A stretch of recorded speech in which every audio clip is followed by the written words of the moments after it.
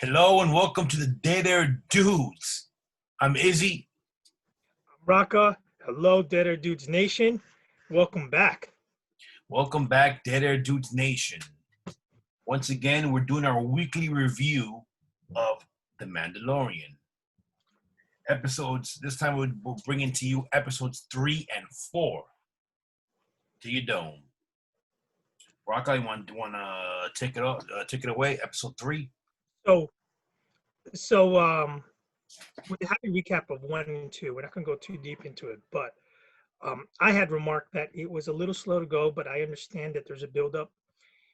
Every episode seems to be a mini crusade / mission, a character builder, and the like. Switching over to episodes 3 and 4, same kind of thing. There's some kind of noble deed, a mission that has to be engaged in so that he may further his quest. Yeah. Deliver Baby Yoda.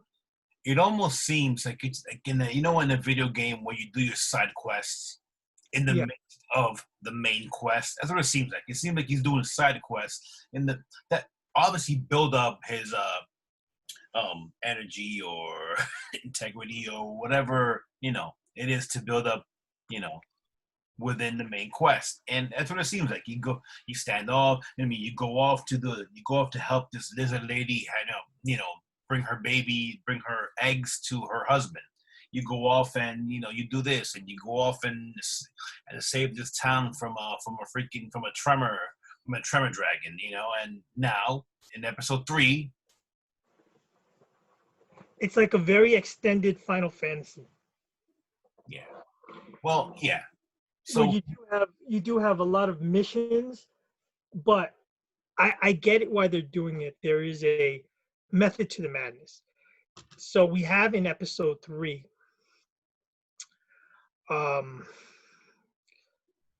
the Frog Lady, and the Frog Lady is finally reunited with the Frog husband. And Baby Yoda is left in their care, and one speculates where he's going to eat up all the babies and going to kill the Baby Yoda. Of course, you're glazing over much of the episode, but you're right. He is left in the care of the Frog Lady and the Frog husband. The Frog husband appreciated what Mando did for them, obviously, and thanked them.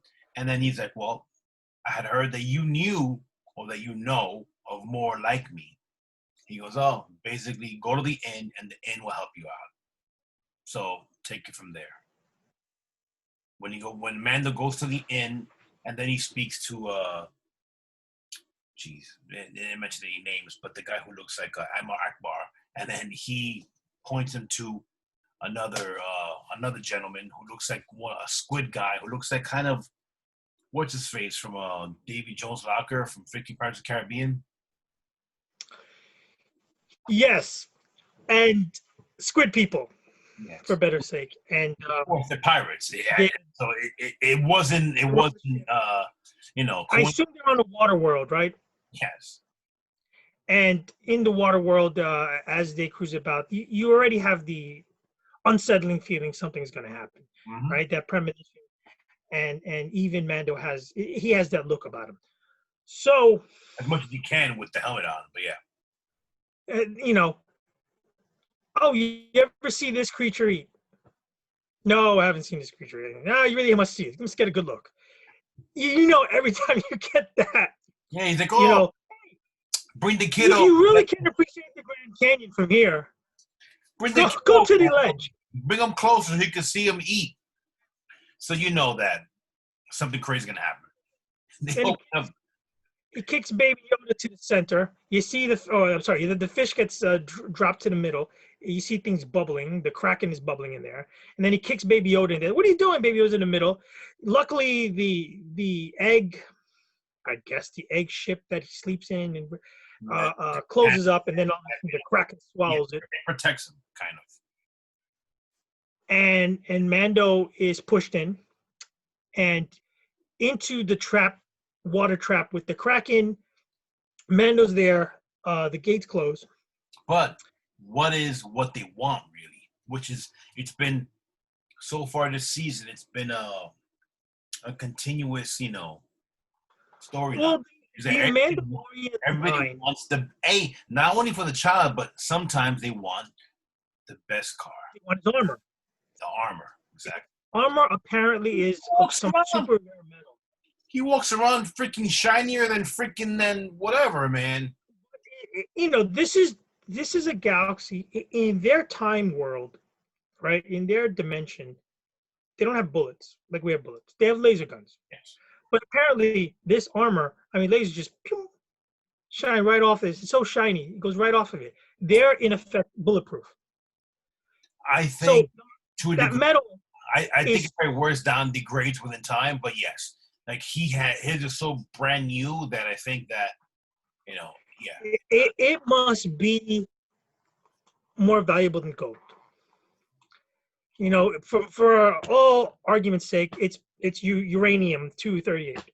So they want it so bad, and they're going to be rich, and they're trying to kill him and stab him as long as they get the armor. And here's where the shocker takes place. And this is great because we've been waiting for this buildup of something kind of new coming out of left field. And not one, three Mandalorians out of nowhere come to his aid. two female Mandalorians and one To male. kick ass. Say again? Two female, one male. Two female, one male, and the females are played by. Well, I mean, look, it's a spoiler alert, but all the fans of the Clone Wars they know. and everyone,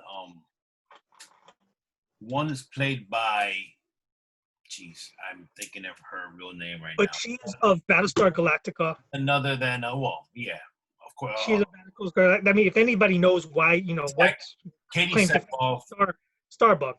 Yeah, And Katie Sackhoff plays, is playing, Bo-Katan, who she played in the animated series. So it's the first actor, sidebar, the first actor or actress to play the same character in the animated as well as in live action.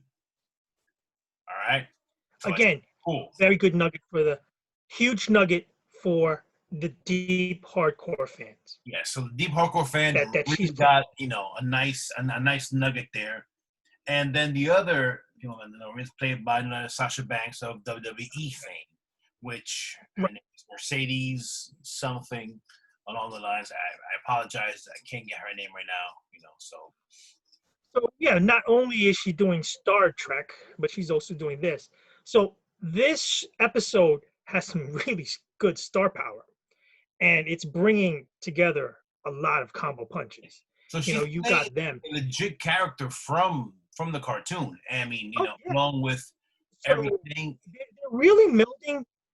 They're melding different worlds together, which is fantastic. Because what you always get, you're fearful that this is going to branch off into its own galaxy. There are going to be changes. There's going to be some straying from the mainstream plot line and characters. No, this is actually one of the rare times that a branch off, I guess it is a branch off show, is actually bringing everything together, from the animated series to the Star Wars main line.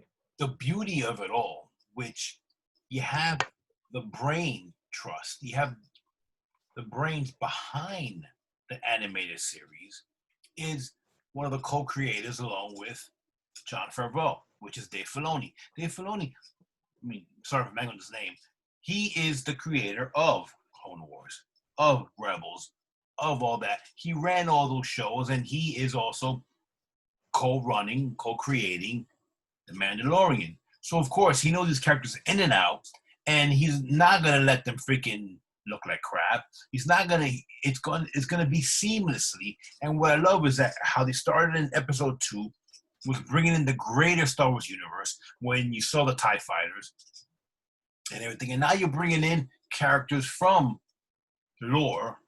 And at the end, you'll see what Bo-Katan, who she mentions, by name at the end.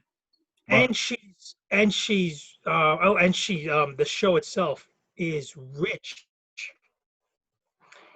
And it's very refreshing that the characters are saying very much staying to their main descriptions. They're all within themselves. No diss on something like the Walking Dead series. I understand and I actually do respect some modified changes from print to screen. I get it.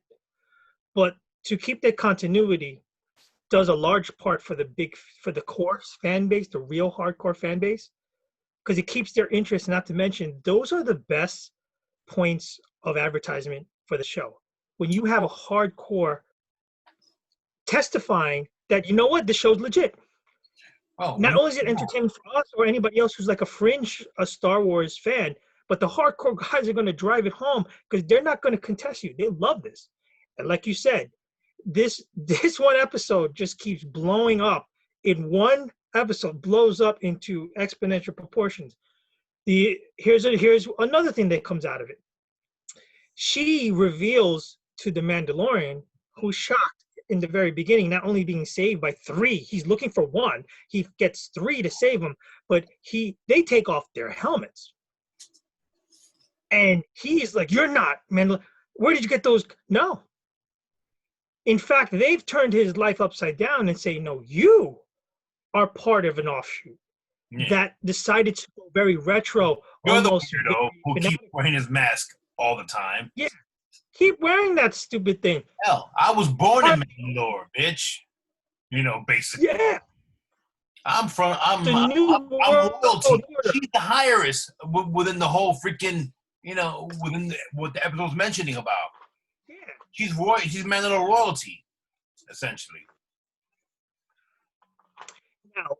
Now, not to get too much on all this, he has been now not coerced, not yet, but he's been kind of indebted to them, right? They saved his life, and they saved Yoda's life, baby Yoda's life. So now he needs to help them in their quest, their quest is to reestablish the Mandalorian Empire, and to do that, they must break the shipment of weapons on this Imperial ship.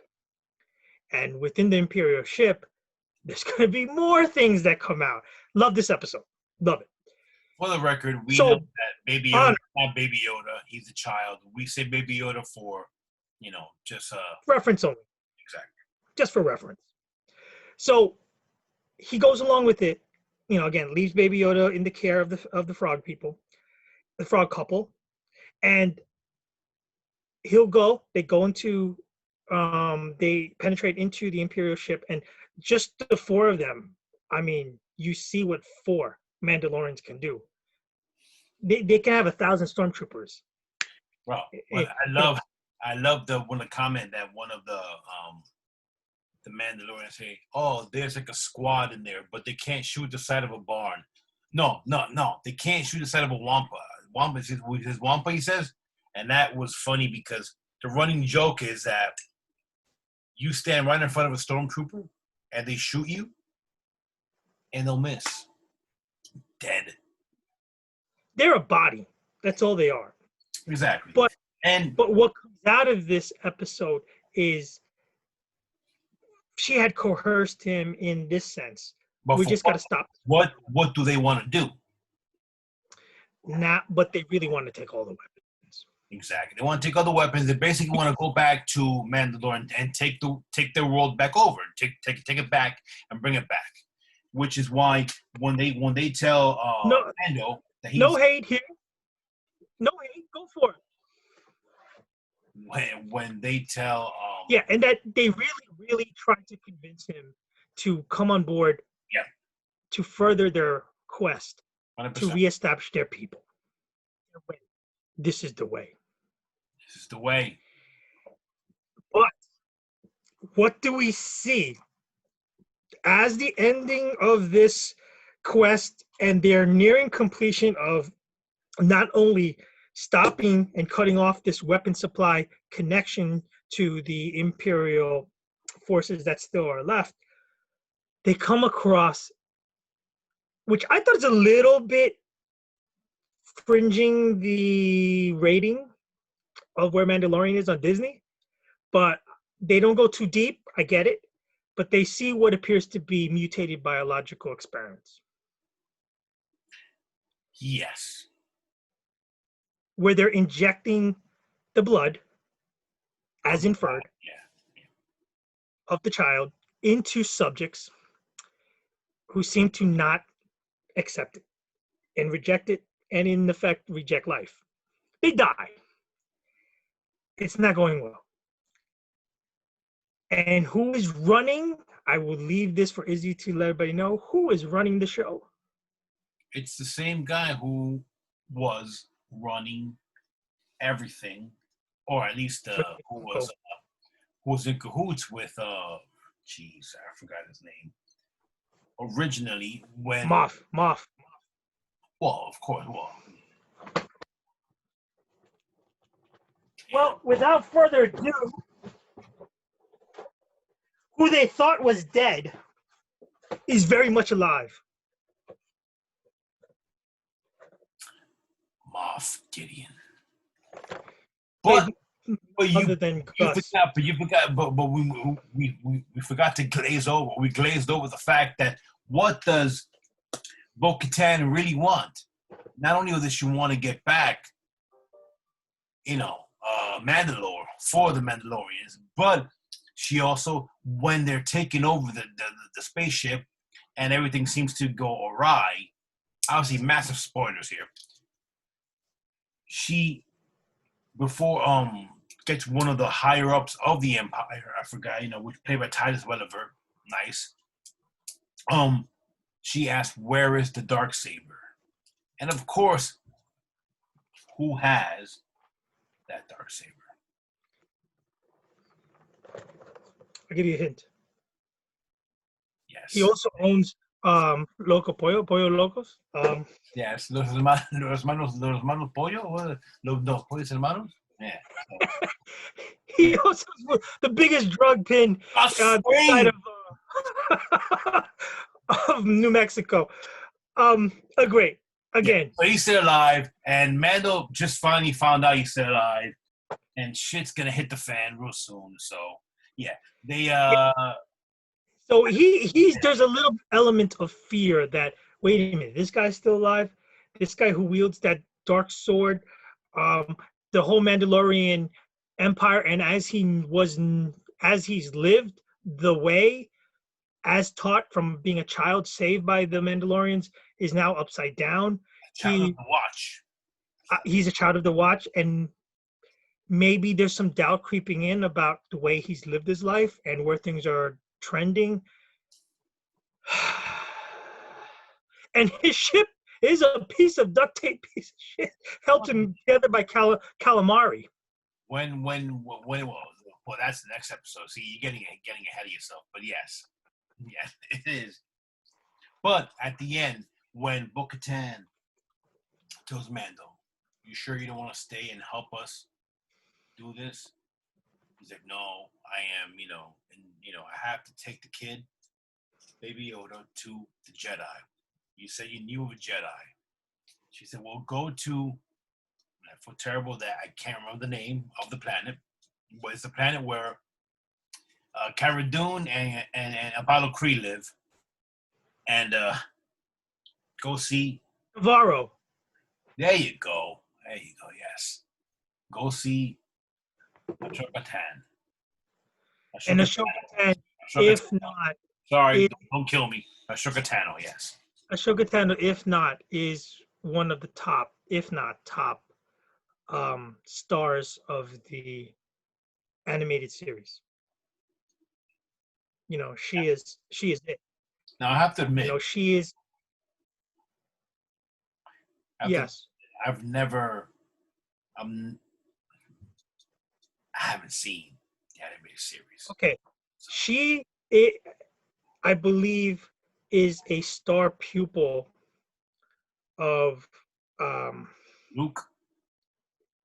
Is it Luke? I think it's Luke. It has to be Luke because this is already after Jedi, so it has to be Luke. But she is a huge star. So this bridge or multiple bridges that they're pairing from the whole Star Wars saga and the animated series and the books is on an astronomical level.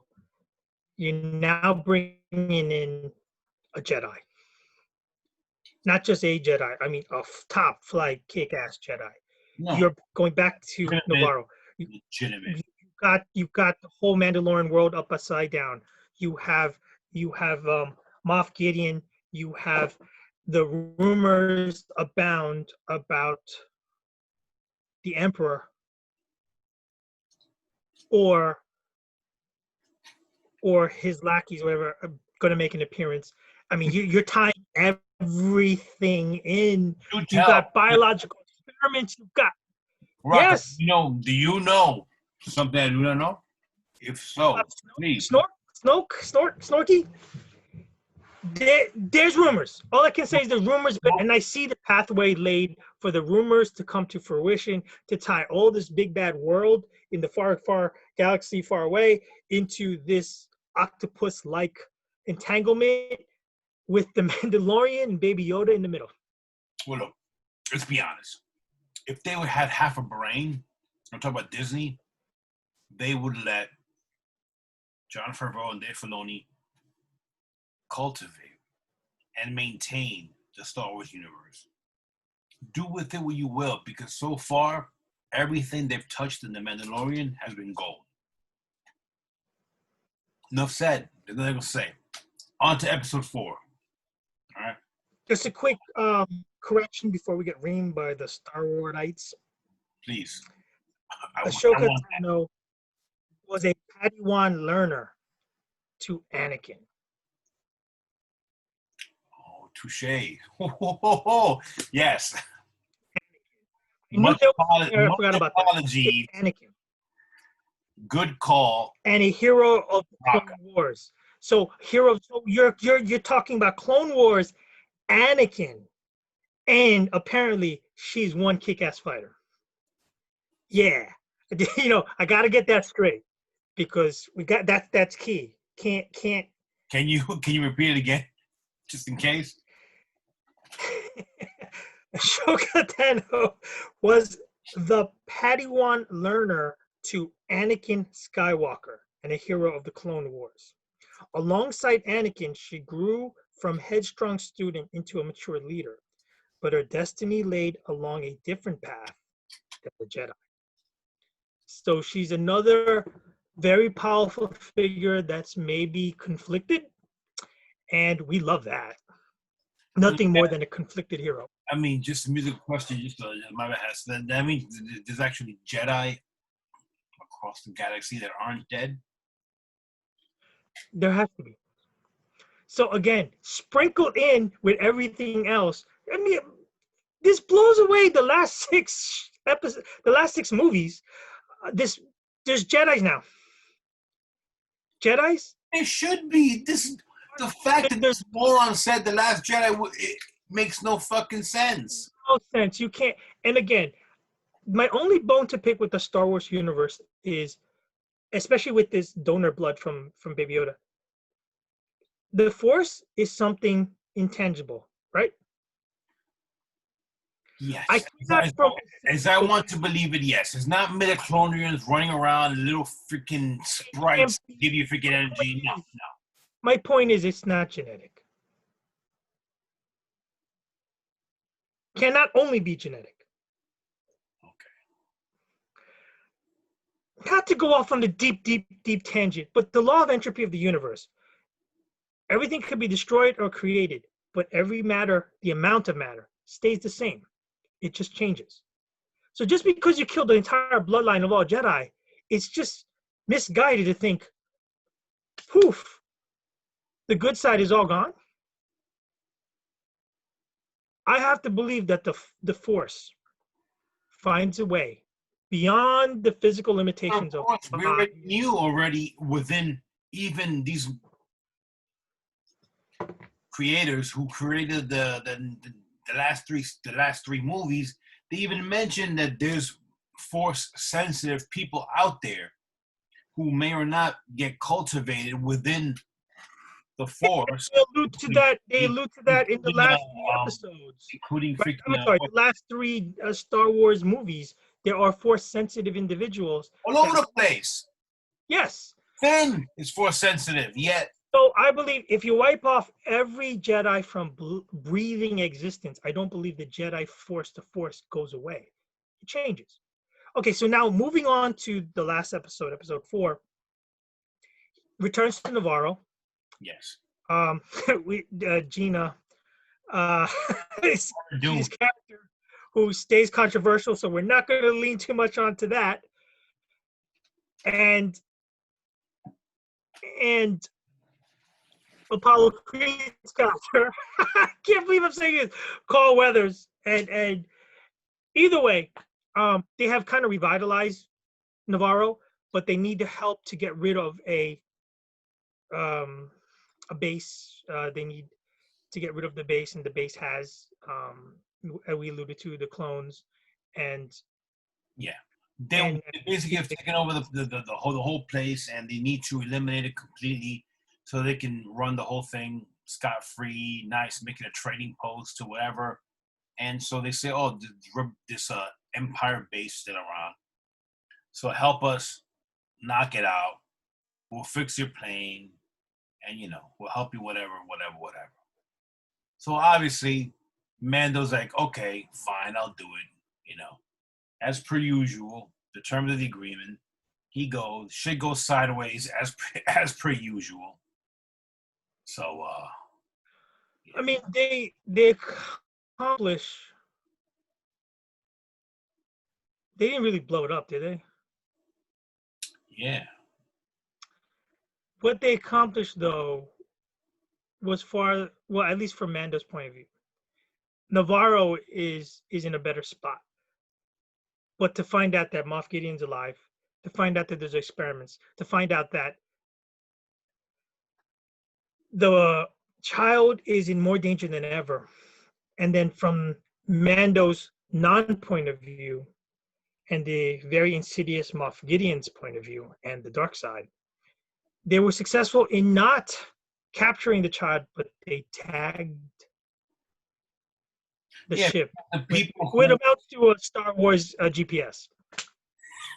The guys who were in Star trouble, Wars GPS trap. one of which leads me again. This is a spoiler. I mean, not spoiler, but this is a personal opinion of mine. I still think that Apollo Creed is full of shit. To be honest with you. Yes, I don't know how you trust him. He was a double-crossing backstabber from day one. So he he's really like, just oh, my two main guys will fix your ship. They fixed it, beautifully. But Mando saved his life. There's a tracker all of a sudden. Mando, for being a Mandalorian and being such a guy, he's pretty freaking stupid, man. He's blinded by the way. What, that religious zealot bullshit? Yes, he is. Because his problem is a very common problem that everybody has, is that you transpose your ideals and your standards to other people. Just because you believe this is the way and you're an honorable person doesn't mean that guy is. Yeah, and every episode he keeps getting into trouble because of that same freaking reason. It's like, oh, you I give it to you. I give it to you. One of the most freaking, in the last episode, one of the most respected freaking Mandalorians ever. Oh, you changed the terms of agreement. And she's like, this is the way. And he's like, oh, okay, sure. This is the way. And it's like, dude. I guess so. And it's like, F me, right? Okay, sure. But look, bottom line, episode 3 was great. Episode 4 was good, but more filler for me. And it was good action, but not as much progression or not as much introduction. Because after 3, I'm expecting, Ahsoka Tano. But obviously, they're going to leave that to the end. Well, the season is how many episodes deep? So I think it's 8. So they're going to probably leave that till close to 8. And then they're going to leave you hanging with like a big freaking, a big one. Yeah, it serves no purpose to give you everything now. They're giving you crumbs and tidbits now, but I think they're doing a fantastic job to build up what has to be a supernova coming. Oh, of course. And I don't know what else one can speculate many different ways they can go with this, what other surprises and what other characters are going to pop up. in the coming episodes. Well, They've already told you who, but you figure the whole thing's open now. I mean, I, what's I commend I commend Disney and the like to putting a very good cap on it. They I leak mean, out what they want to leak out, you're which has been making me want now. I gotta go and start watching freaking Clone Wars. I gotta watch Rebels because there may be some shit going on that I didn't know, or that I knew but I didn't really know. Because I've heard these characters before, but the machinations and the real heavy duty I didn't know. But now I gotta go back and watch it. And kudos to them that now, you know. it's been awesome. To this point, I'm hooked on every episode. It's beyond entertaining. That's actually a disservice to them and underscoring how well it's been done from a Star Wars point of view and from any other point of view. Story, directing, they even do wipeouts like they used to do in transitions. It's keeping very, very, very traditional, and they're putting a little new spin on it. The acting has been phenomenal. One can only speculate how far they go from this point on. One last tidbit before we wrap this up. Who directed the last episode? It was Carl Weathers. Carl Weathers. Good job. You know, And hey, the one before was Bryce Dallas Howard. yeah. So you know what? They're assembling quite a cast of accomplished people in the field. Good for a pop man. You know, uh, Jackson. love it. I love where it's going. Can't wait for the next two episodes when we meet again, guys, and we're gonna recap again. Send us your feedback, your questions. Absolutely, Remus, if you feel so compelled to about maybe some inaccuracies or Omissions. omissions about all things Star Wars.